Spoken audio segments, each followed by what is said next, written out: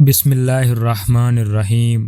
معزز ناظرین، السلام علیکم ورحمۃ اللہ وبرکاتہ۔ مفسرین بیان فرماتے ہیں کہ اللہ تعالیٰ نے حضرت یونس علیہ السلام کو موصل کے علاقے میں نینوا والوں کی طرف مابعوث فرمایا تھا۔ آپ نے انہیں اللہ کی طرف بلایا، انہوں نے آپ کی تکذیب کی اور کفر و عناد پر اڑے رہے۔ جب اسی طرح ایک طویل مدت گزر گئی تو یونس علیہ السلام بستی سے نکل گئے اور لوگوں کو فرما گئے کہ 3 دن کے بعد ان پر عذاب آ جائے گا۔ متعدد صحابہ و تابعین سے منقول ہے کہ حضرت یونس علیہ السلام باہر تشریف لے گئے تو قوم کو یقین ہو گیا کہ اب عذاب ضرور نازل ہوگا۔ اس وقت اللہ تعالیٰ نے ان کے دلوں میں توبہ کی طرف توجہ پیدا فرما دی۔ انہیں اپنے نبی کے ساتھ بدسلوکی پر ندامت محسوس ہوئی، چنانچہ انہوں نے پھٹے پرانے کپڑے پہن لیے، جانوروں کے بچوں کو ان کی ماؤں سے الگ کر دیا، پھر وہ رو رو کر عاجزی کے ساتھ اللہ سے دعائیں مانگنے لگے۔ مرد بھی روتے رہے تھے، عورتیں بھی، بچے بھی روتے تھے اور مائیں بھی۔ اونٹ بھی بلبلاتے تھے، ان کے بچے بھی، گائیں بھی رامتی رہیں، بچھڑے بھی، بکریاں بھی منمناتی تھیں اور میمنے بھی۔ یہ بہت رکت امیز منظر تھا، چنانچہ اللہ تعالیٰ نے اپنی قدرت اور رحمت سے ان پر سے وہ عذاب ٹال دیا جو ان کے سروں پر منڈلا رہا تھا۔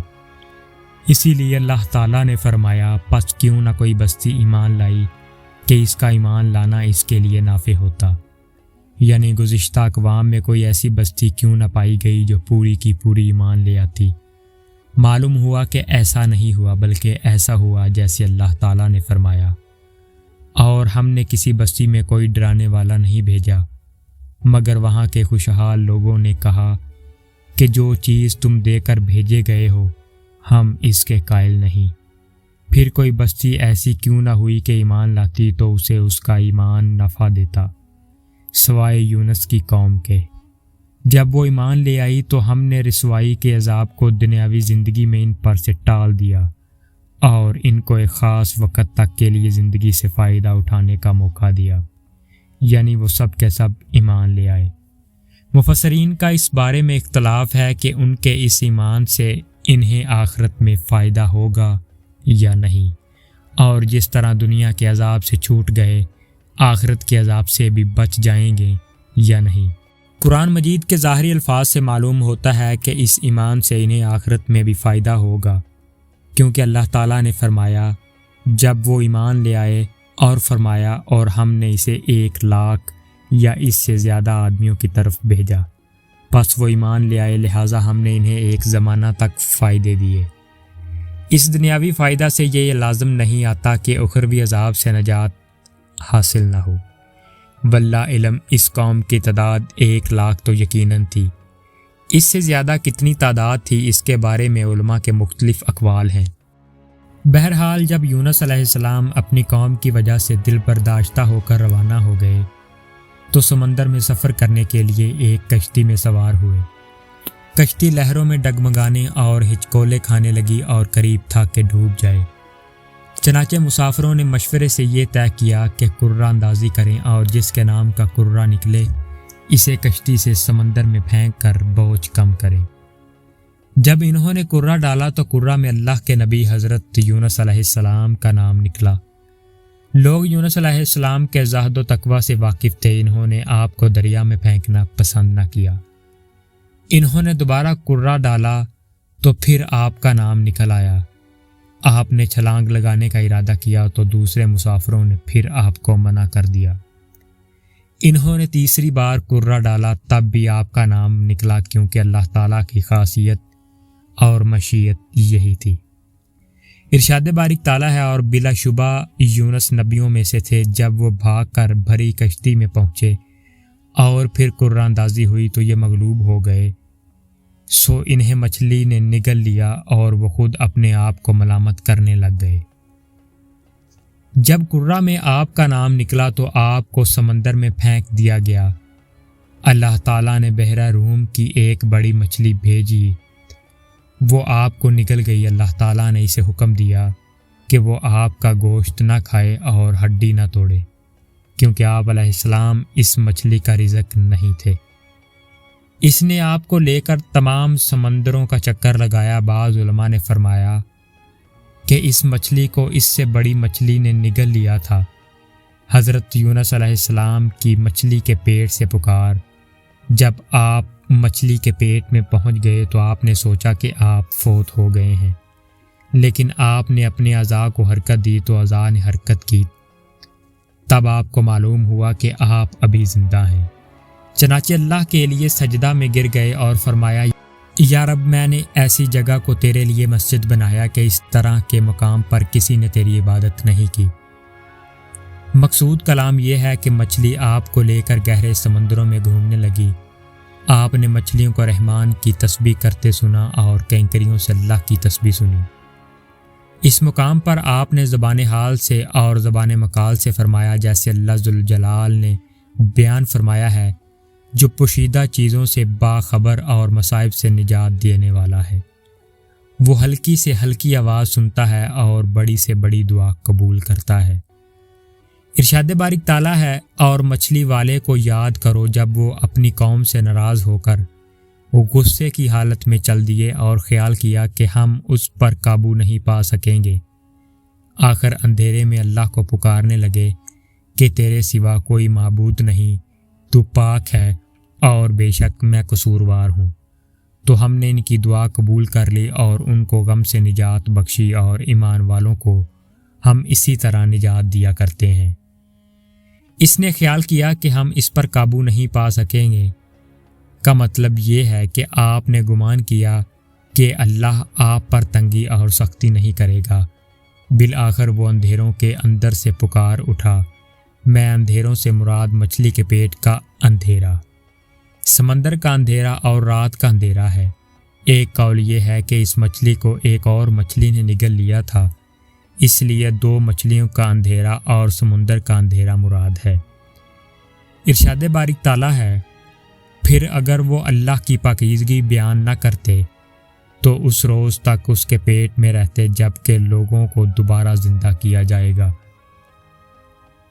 اس کا مطلب یہ ہے کہ اگر آپ وہاں اللہ کی تسبیح نہ کرتے اور اللہ کے سامنے عاجزی کرتے ہوئے توبہ نہ کرتے تو قیامت تک وہیں رہتے اور قیامت کو مچھلی کے پیٹ سے زندہ ہو کر نکلتے۔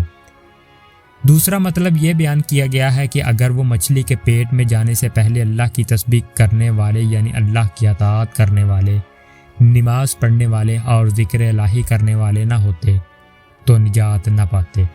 اس کی تائید حضرت عبداللہ بن عباس رضی اللہ تعالی عنہ سے مروی حدیث سے بھی ہوتی ہے کہ رسول اللہ صلی اللہ علیہ وآلہ وسلم نے فرمایا، اے لڑکے، میں تجھے کچھ باتیں سکھاتا ہوں، اللہ کا خیال رکھ، اسے یاد رکھ، اس کے احکام کا خیال رکھ، اللہ تیرا خیال رکھے گا۔ اللہ کا خیال رکھ تو اسے اپنے سامنے پائے گا۔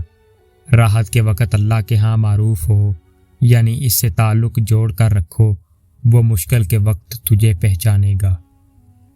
امام ابن جریر رحمۃ اللہ علیہ نے تفسیر میں حضرت ابو ہریرہ رضی اللہ تعالیٰ عنہ کی روایت سے حدیث بیان کی ہے کہ نبی کریم صلی اللہ علیہ وآلہ وسلم نے فرمایا، جب اللہ تعالیٰ نے یونس علیہ السلام کو مچھلی کے پیٹ میں قید کرنے کا ارادہ فرمایا تو اللہ نے مچھلی کو وحی کی، اسے لے لو لیکن اس کا گوشت زخمی نہ کرنا اور ہڈی نہ توڑنا۔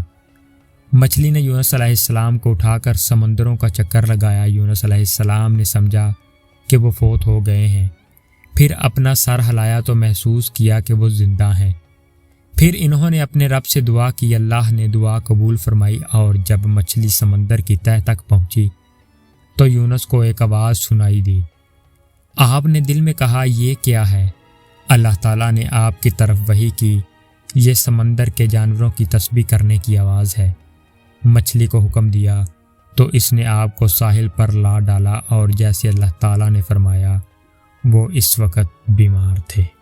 امام ابن ابی حاتم رحمۃ اللہ علیہ نے اپنی تفسیر میں بیان کیا ہے کہ یونس علیہ السلام کو مچھلی کے پیٹ میں ان الفاظ کے ساتھ دعا کرنے کا خیال آیا، لا الہ الا انت سبحانک انی کنت من الظالمین۔ اے اللہ، تیرے سوا کوئی معبود نہیں، تو پاک ہے اور بے شک میں قصوروار ہوں۔ یہ دعا عرش کے نیچے جا پہنچی تو فرشتوں نے کہا کہ یا رب، ایک کمزور سی جانی پہچانی آواز کسی اجنبی مقام سے آ رہی ہے۔ فرمایا تم نے پہچانا نہیں؟ بولے نہیں اے رب، وہ کون ہے؟ فرمایا میرا بندہ یونس۔ فرشتوں نے کہا تیرا بندہ یونس جس کے مقبول عمل اور مقبول دعائیں آسمانوں پر آتی رہتی ہیں، یا اللہ وہ راحت کے ایام میں نیکی کرتا تھا، کیا تو اس پر رحم کر کے مصیبت سے نجات نہیں دے گا؟ اللہ نے فرمایا کیوں نہیں؟ پھر مچھلی کو حکم دیا تو اس نے آپ کو چٹیل میدان میں پھینک دیا۔